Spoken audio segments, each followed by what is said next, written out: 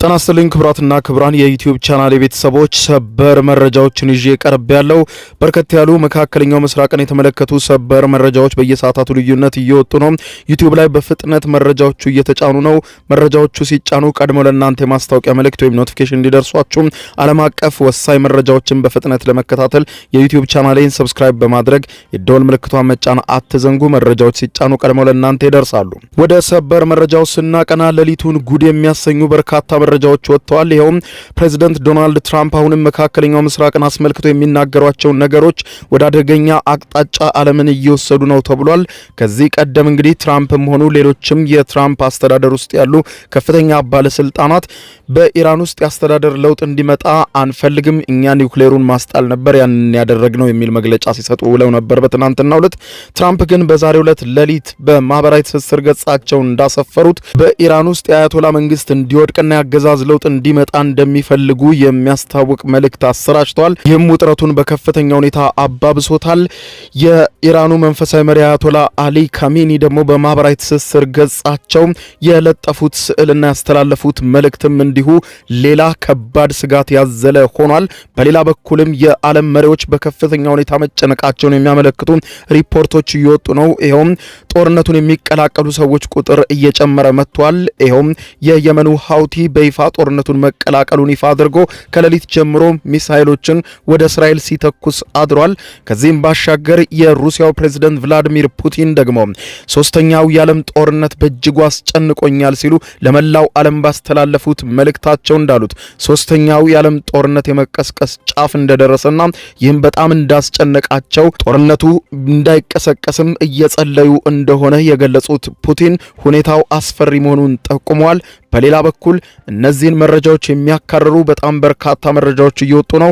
የኢራኑ መንፈሳዊ መሪ አያቶላ አሊ ካሚኒ የሆርሙዝን ሰርጥ እዘጋለሁ የሚለው ውሳኔያቸው እየተጠበቀ ይገኛል። አሜሪካ ከተዘጋ ወየሁልኝ ብላለች። ከዚህም ባሻገር ደግሞ አሜሪካ የሆርሙዝን ሰርጥ ኢራን እንዳትዘጋ አማላጅ ቻይናን መላኳ ተነግሯል።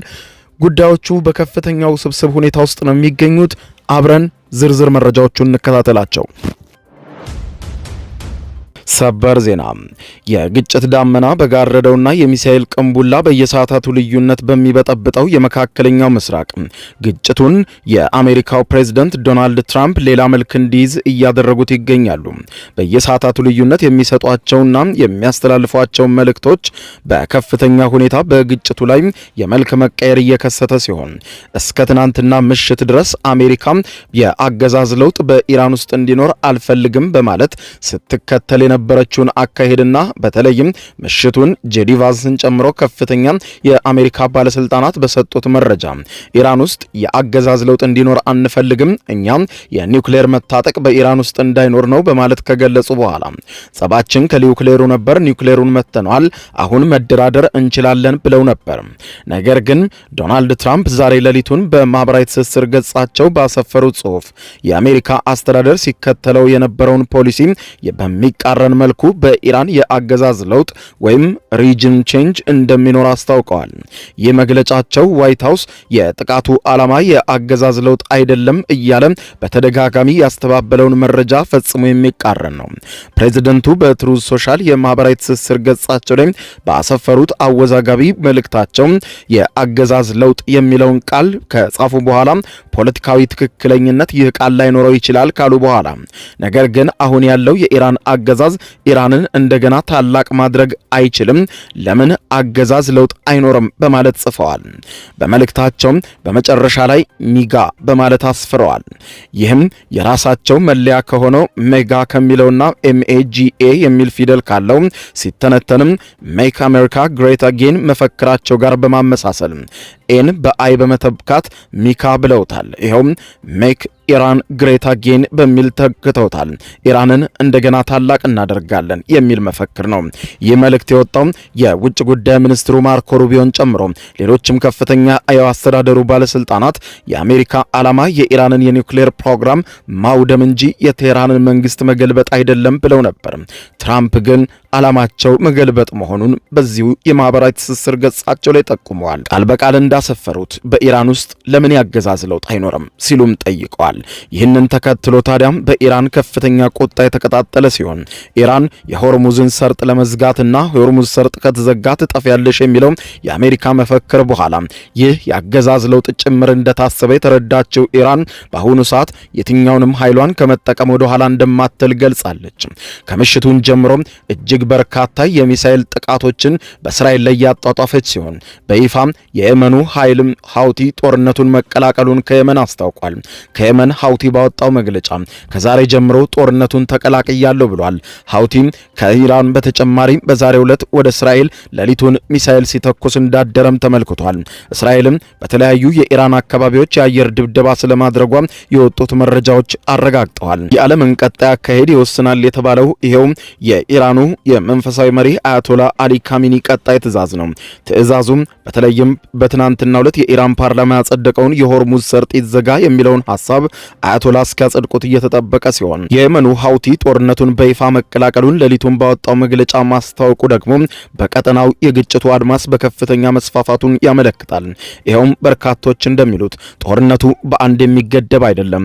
ከዚህ ቁጥጥር ከወጣ በርካታ አካሎችን ወደዚሁ ጦርነት እንደሚስብ ይታመናል። ይህንን ተከትሎ ታዲያ ኒውክሌር በታጠቁ ኃይሎች መሃል የሶስተኛው የዓለም ጦርነት የመጠፋፋት አደጋ ጥላ ባጠላበት በአሁኑ ሰዓት የሩሲያው ፕሬዝዳንት ቭላዲሚሮቪች ፑቲን ለመላው ዓለም እንዲህ አሉ። ሶስተኛው የዓለም ጦርነት ይበልጥ ያስፈራኛል ብለዋል። ሶስተኛው የዓለም ጦርነት ቢነሳ አሉ ፑቲን ሁሉም የአውሮፓ ሀገራት በፍጹም የሩሲያን የኒውክሌር ጦር መሳሪያ መከላከል እንኳን አይችሉም ብለዋል። ሩሲያ ኒውክሌር ለመጠቀም ከተገደደች ከምድረ ገጽ ድምጥ ማጣቸው የሚጠፋ በርካታ ሀገራት አሉ ብለዋል ፑቲን። የአውሮፓ ሀገራትና አሜሪካ ያላቸው የኒውክሌር የጦር መሳሪያ አንድ ላይ ተደምሮ እንኳን የሩሲያን የኒውክሌር የጦር መሳሪያ ብዛትና አቅምን አይችለውም ብለዋል። ሩሲያ ከአሜሪካና ከአውሮፓ የሚበልጥ ብዙ የኒውክሌር የጦር መሳሪያ አላት ያሉት የሩሲያው ፕሬዝዳንት ቭላዲሚር ፑቲን ነገር ግን ፈጣሪ አምላኬ የሶስተኛው የዓለም ጦርነት እንዳይቀሰቀስና እንዳይጀመር እንዲያደርግ ዘወትር ጸሎት እያደረኩ ነው ብለዋል ፑቲን። ነገር ግን አሜሪካና አውሮፓ በመካከለኛው ምስራቅ እያደረጉት ያለው በኢራንም እየሆነ ያለው ጦርነት ሩሲያን እንዳይነካት መጠንቀቅ አለባቸው ሲሉ በኢራን ጉዳይ አውሮፓውያኑና አሜሪካን አስጠንቅቀዋል። አለበለዚያ ግን አሉ የሩሲያው ፕሬዝዳንት ቭላዲሚር ፑቲን አለበለዚያ ግን ሩሲያ ወደ ጦርነቱ መግባቷ አይቀርም ብለዋል። ሩሲያና አሜሪካ የኒውክሌር የጦር መሳሪያ ቅድመ ማስጠንቀቂያ ሲስተም አላቸው። ይህ ቅድመ ማስጠንቀቂያ ምልክትም የኒውክሌር የጦር መሳሪያ ፍንዳታ እንዳይጀመር ወይም እንዲቆም ልየታ የሚያደርግ ሲሆን ነገር ግን የአውሮፓ ሀገራት ይህ ሲስተም የላቸውም። የሩሲያ የኒውክሌር ኃይል አሜሪካ በሁለተኛው የዓለም ጦርነት ወቅት በጃፓን በሂሮሺማና በናጋሳኪ ከተሞች ከጣለችም የአቶሚክ ፈንጂዎች 10 እጥፍ ይበልጣል። ስለሆነም ሩሲያ የኒውክሌር የጦር መሳሪያ እንድትጠቀም ከተገደደች በርካታ ሀገሮች በኢላማችን ውስጥ በመሆናቸው ከዚህ ምድር ላይ ድምጥ ማጣቸው ይጠፋል ሲሉ ቭላዲሚሮቪች ፑቲን የሶስተኛው የዓለም ጦርነት እጅጉን እንዳሰጋቸውና እንዳይቀሰቀስ እየጸለዩ እንዳሉ ጠቅሰው በመካከለኛው ምስራቅ እየሆነ ያለው ነገር በጣም አስጊ መሆኑን ዓለም ሊገነዘብ ይገባል ሲሉ ተናግረዋል። ይህ በመካከለኛው ምስራቅ ያለው መገፋፋት ምናልባትም ውሎ አድሮ ወደ ሩሲያ ከመጣ ወየው ልኝ ያሉት ፑቲን በተያዘ ዜና የሆርሙዝ የባህር ወሽመጥን እንደምትዘጋ በፓርላማው ያስታወቀችው ኢራን የሆርሙዝን የባህር ወሽመጥ እንዳትዘጋና ዘጋች ደግሞ የመጨረሻ መጥፊያዋ እንዳይሆን በማለት ስታስጠነቅቅ የቆየችው አሜሪካ ኢራን የሆርሙዝ የባህር ሰርጥን ዘግታ በአካባቢው ላይ ያለው ጦርነት እንዳይሰፋ ቻይና የማግባባት ስራ እንድትሰራ የአሜሪካ ውጭ ጉዳይ ሚኒስትር ማርኮ ሩቢዮ ቻይናን በአማላጅነት ወደ ኢራን መላካቸውን የተነገረው። ማርኮ ሩቢዮ እንዳሉት ከሆነ በዚህ የባህር ሰርጥ ነዳጅ ጭነው ከሚያልፉ መርከቦች መካከል የቻይና መርከቦችም ስለሚገኙበት የባህር ሰርጡ ቢዘጋም እኛ አሜሪካውያን ብቻ ሳይሆን ቻይናም ተጎጂ በመሆኗ ይህ አስቀድሞ እንዳይሆን ቻይና ማገዝ አለባት። ቻይና በዚህ ጉዳይ ሽማግሌ ሆና አሜሪካና ኢራንን ልታነጋግር ይገባል ብለዋል። ኢራን ይህንን የባህር ሰርጥ ብትዘጋው አሜሪካን ጨምሮ ብዙ ሀገራት ኢኮኖሚያቸው እንደሚጎዳ የገለጹት ማርኮ ሩቢዮ ይህ ሳይሆን ቀርቶ ኢራን ይህንን ውሳኔ ከወሰነች አሜሪካና ሌሎች ሀገራት ምላሽ ለመስጠትና በኢራን ላይ ጥቃት ለመክፈት ይገደዳሉ በማለት አስጠንቅቀዋል። በሌላ በኩል ወሳኝ ውሳኔያቸው እየተጠበቀ የሚገኙት የኢራኑ መንፈሳዊ መሪ አያቶላ አሊ ካሚኒ ውሳኔያቸውን የዘገባ እስከተጠናከረበት ዛሬ ሰኞ ማለዳ ድረስ ባያስታውቁም ነገር ግን በማህበራዊ ትስስር ገጻቸው የለጠፉት አንድ ጽሑፍ አነጋጋሪ ሆኗል። አሊ ካሚኒ የለጠፉት ፎቶ ከወትሮው ለየት ያለ ሲሆን ካሚኒ በለጠፉት ፎቶ ላይ የሚታየው የሰው ልጅ የራስ ቅል አጥንት በከተማ መሃል ቆሞ የእሳት ቅንቡላዎች ወዲያ ወዲህ ሲወረወሩ የሚያሳይ ምስል ለጥፈዋል። ይኸውም በእስራኤል ባንዲራ መካከል ላይ የሚገኘውንም ኮከብ በዚሁ የራስ ቅል አጥንት ላይ የሚገኝ ሲሆን እስራኤል አሁን እየተቀጣች ነው ሲሉ ጽፈዋል። አሊ ካሚኒ ዛሬ ሌሊት ይህንን መልእክት በማህበራዊ ትስስር ገጻቸው ከለጠፉ በኋላ ከየመን የሚወነጨፉ እጅግ በርካታ ሚሳኤሎች በከፍተኛ ቁጥር እየተተኮሱ ሲሆን ከኢራንና ከየመን እየተተኮሱ ያሉት ሚሳኤሎችም ኢየሩሳሌም፣ ቴልአቪቭን ጨምሮ የተለያዩ ከተሞች ላይ እያረፉ ስለመሆኑ መረጃዎች ያመለክታሉ። በሌላ በኩል አሜሪካ ካጠቃችኝ እኔም በከፍተኛ ሁኔታ አጠቃታለሁ ስትል የነበረችው ኢራን ትናንትና በአሜሪካ መጠቃቷን ተከትሎ እስካሁን ድረስ ምን አይነት የበቀል እርምጃ በአሜሪካ ላይ እንደምትወስድ አልተናገረችም። የኢራን መንግስት ምሽቱን ባወጣው መግለጫ እንዳስታወቀው ሁሉም አይነት ምርጫዎች ጠረጴዛችን ላይ ነው የሚገኙት፣ ከነዚህ ምርጫዎች አንዱን እናነሳለን ብሏል። ከዚህ ቀደም ኢራን አስታውቃ እንደነበረው እኛን ከመታችሁን እኛን ከቦ የሚገኙ የጦር መንደሮቻችሁን እናወድማለን በማለት ኢራን በአሜሪካ ላይ ዝታ ነበር። አሜሪካም እንዳለችው በኢራን ላይ ተኮሰች። ኢራን የበቀል እርምጃውን ለመውሰድ በአሁኑ ሰዓት አማራጮችን እያማተረች እንደሆነ ይነገራል። ከምርጫዎቹ አንዱ ደግሞ ኢራንን ከበው የሚገኙ የአሜሪካ የጦር መንደሮችን ማጥቃት ነው። በተለይም በመካከለኛው ምስራቅ በተለያዩ አካባቢዎች ላይ አሜሪካ ግዙፍ ጦር አላት። አልጀዚራ ሌሊቱን ባወጣው የትንታኔ ዘገባ እንዳለው በተለይም በአሁኑ ወቅት ኢራን በገልፍ ሀገራት ውስጥ በሚገኙ የአሜሪካ የጦር ሰፈሮች ላይ ጥቃት የመሰንዘር እድሏ ምን ያህል ነው በማለት ይጠይቃል።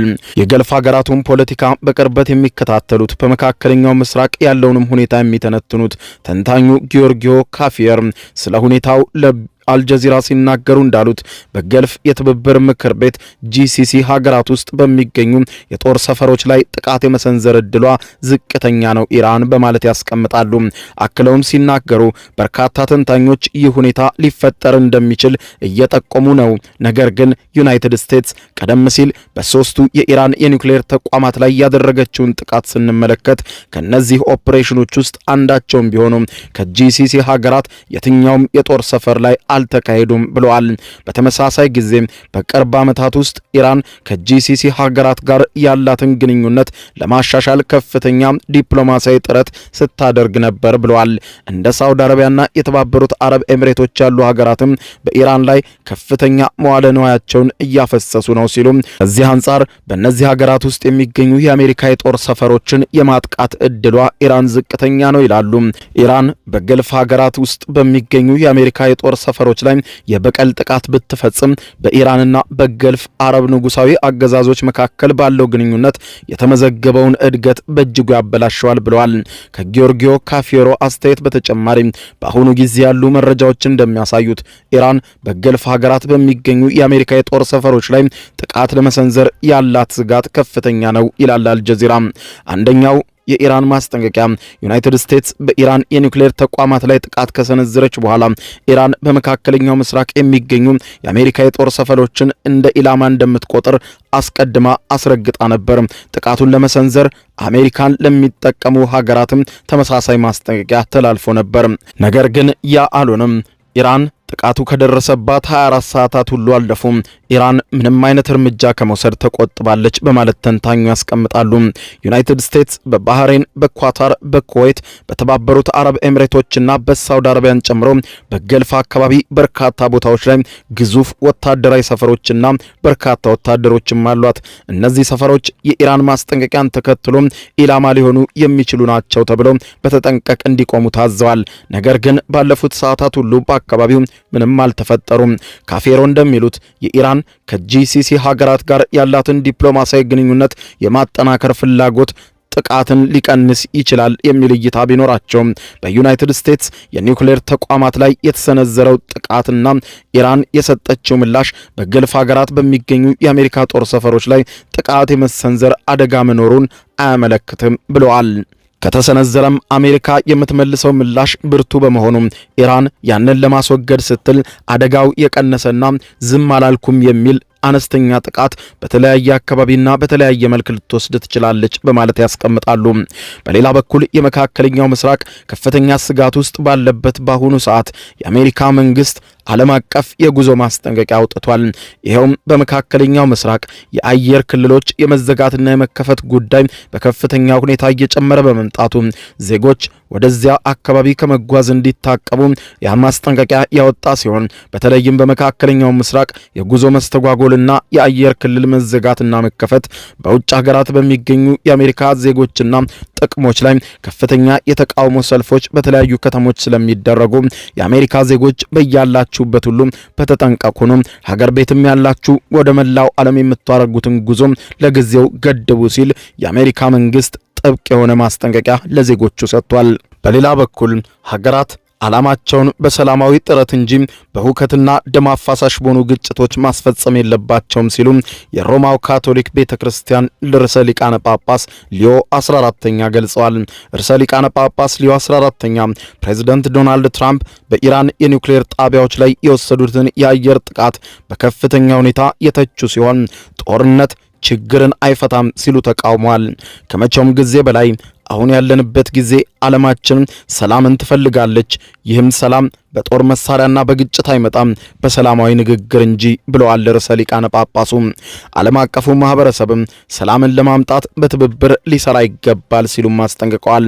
ርዕሰ ሊቃነ ጳጳስ ሊዮ እያንዳንዱ የዓለም አቀፉ ማህበረሰብ አባል ግጭቱ ወደማይወጣ ገደል ከመግባቱ በፊት በማስቀረትና የማስቆም ግዴታና የሞራል ኃላፊነትም አለበት ብለዋል። ዓለም ወደ አስፈሪ አቅጣጫ እየሄደች ነው ብለዋል።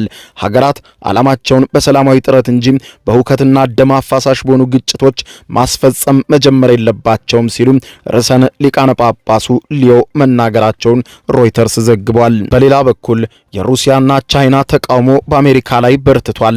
ይሄውም የተባበሩት መንግስታት ድርጅት የአሜሪካን በኢራን ላይ ጥቃት መሰንዘርን ተከትሎ በኒውዮርክ የተጠራው አስቸኳይ ስብሰባ ተደርጓል። ሌሊቱን በኒውዮርክ በተደረገው በዚሁ ስብሰባ ላይ ሩሲያ፣ ቻይናና ፓኪስታን በመካከለኛው ምስራቅ ያለውን ውጥረት ያለምንም ቅድመ ሁኔታ በአስቸኳይ በተኩስ አቁም ሊቋጭ ይገባል ሲሉ ለጸጥታው ምክር ቤት ጠይቀዋል። ባለ 15 አባላቱ ምክር ቤት የውሳኔ ሐሳብ በጉዳዩ ላይ እንዲሰጥም አገራቱም ያሳሰቡ ሲሆን አሜሪካ ጣልቃ መግባቷ ውጥረቱን ያባብሰዋል በሚል ወቅሰዋል። በመድረኩ ላይ የተገኙት የእስራኤል አምባሳደር ዳኒ ዳኖስ ሁሉም ዓለም ዶናልድ ትራምፕ ኢራንን ስለመቱ ሊያመሰግናቸው፣ ሊያወድሳቸው፣ ሊሸልማቸው ይገባል በሚል የትራምፕን እርምጃ ተቀባይነት እንዲኖረው ለማድረግ ብዙ ሞክረዋል። በሌላ በኩል ግን የኢራኑ አምባሳደር አሚር ሳኢድ አራቫኒ አሜሪካ ጭፍን ጥቃት ሰንዝራብናለች፣ ልትከሰስ ይገባታል ብለዋል። ልክ ባልሆነ ምክንያት ኢራን ላይ ዋሽንግተን ድብደባ ፈጽማለች የሚል ክስም አቀርበዋል። በስብሰባው ላይ ኢራቫኒ የቻይናው አምባሳደር ፉኮንግ በዚሁ መድረክ ላይ ቻይና በብርቱ ጥቃቱን ትቃወማለች፣ አሜሪካ የወሰደችው እርምጃ በማንኛውም መልኩ ተደጋፊ አይደለም፣ የአንዲትን ሉዓላዊ ሀገር መብትን የጣሰ ነው ብለዋል። የሩሲያው አምባሳደር ቫሲሊ ነቤንዚያ አሜሪካ የዲፕሎማሲ ፍላጎት እንደሌላት ለዓለም አሳይታለች ብለዋል። የተባበሩት መንግስታት ድርጅት ዋና ጸሐፊ አንቶኒዮ ጉቴሬዝ የአሜሪካ ጥቃት ያልተረጋጋውን መካከለኛው ምስራቅን ወደ ተጨማሪ ቀውስ ይወስደዋል በሚል አሳስበዋል። ጉቴሬዝ ሌላ የውድመት አዙሪት መቋጨት አለብን የሚል ጥሪም አቅርበዋል። ሁኔታዎች ሁሉ አስፈሪ ዜናዎችን ባዘሉበት መካከለኛው ምስራቅ አሁንም ግጭቱ አድማሱን አስፋፍቶ እንደቀጠለ ነው። በቀጣይ ምን ይፈጠራል የሚለውን ከሰዓታት በኋላ የምንሰማ ይሆናል። ከሰዓታት በኋላ ተጨማሪ መረጃዎችን በመካከለኛው ምስራቅ ጉዳይ ይዤ የምመለስ ይሆናል። እስከዚያው በያለንበት የዓለም ዳር ቸር እንቆይ።